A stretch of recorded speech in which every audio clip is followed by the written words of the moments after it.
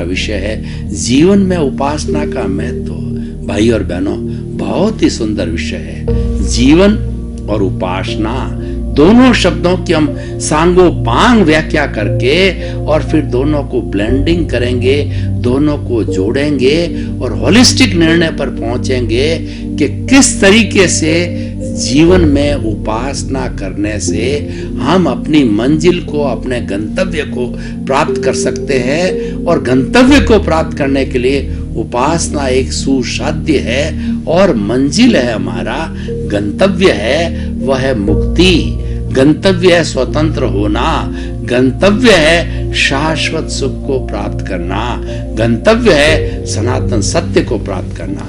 तो भाई और बहनों, जीवन किसे कहते हैं? जीवन आयुष्य काल कहलाता है दार्शनिक भाषा के अंदर। एक कोई भी बच्चा जन्म लेता है तो माँ के गर्भ के अंदर जब आ जाता है, गर्भ में कैसे आता है? जेनेटिक इंजीनियरिंग क्या कहती है कि माता और पिता का जब इंटरकोर्स होता है तो इंटरकोर्स के समय में 9 लाख शुक्राणु इंजेक्ट होते हैं और 9 लाख शुक्राणु सभी भागते भागते कोशिश करते हैं कि प्रथम मैं आऊं। कंपटीशन चलता है और कंपटीशन के अंदर उसका लक्ष्य क्या है कि मां के अंडज को फोड़ के भीतर घुसना।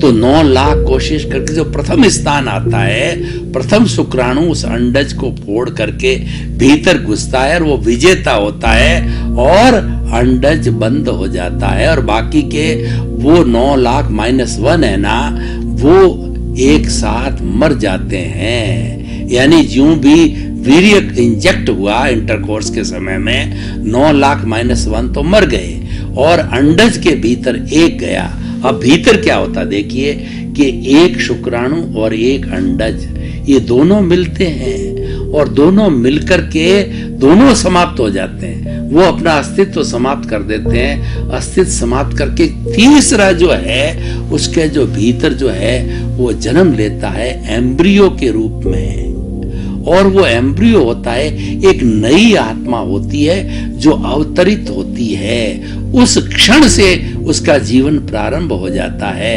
हर प्राणी का जो इस तरीके से जो है माँ और पाता मतलब अंडज भी ऐसे ही होते हैं, पोतज अंडज पोतज होते हैं, ये सारा इसी क्रम में, और गर्भज तीनों इसी क्रम के अंदर।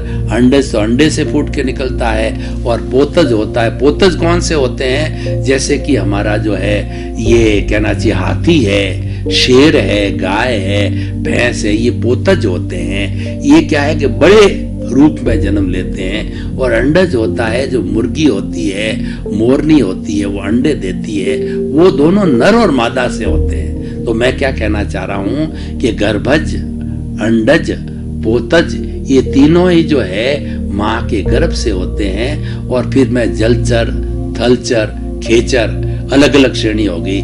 जल में पैदा होने वाले मछली वगैरह भी, और थलचर जो हम अभी जो स्थल के ऊपर चल रहे हैं, पशु पक्षी मनुष्य वगैरह, खेचर जो उड़ने वाले पक्षी है, ये सब की अलग अलग।